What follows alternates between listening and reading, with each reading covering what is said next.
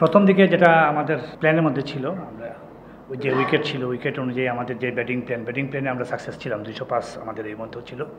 But এখানে যে পরের উইকেটের যে বিহেভ, তারপর মাঠের যে বাউন্ডারিটা আসলে 65 ছিল, এটা আসলে ডিফিকাল্ট, এটা এই রানটা বিয়ে করা। আর বেসিক্যালি আরেকটা জিনিস হচ্ছে কি, আমাদের সত্যিকার করতে গেলে আমাদের দলেও একটা বোলারের শট ছিল, এর জন্য এই জায়গাতেই আমরা পিছিয়ে গেছি।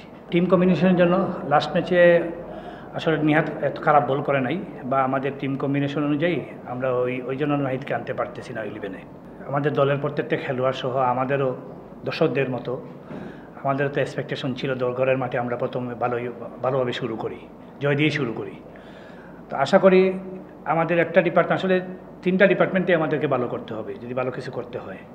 তো আমাদের ব্যাটিং আজকে হয়তো ব্যাটিং ভালো হয়েছে, ফার্স্ট ম্যাচে আমাদের বোলিং এবং ফিল্ডিংটা ভালো ছিল, ওই ম্যাচে আমরা ভালো ব্যাটিং করতে পারি নাই।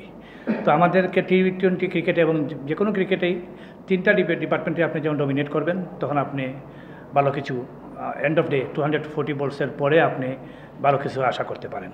তো আমাদের প্ল্যান থাকবে ইনশাল্লাহ আমরা ওইভাবেই কামব্যাক করার জন্য, যে আমরা যাতে 3টা ডিপার্টমেন্টে ডমিনেট করতে পারি নেক্সট ম্যাচে।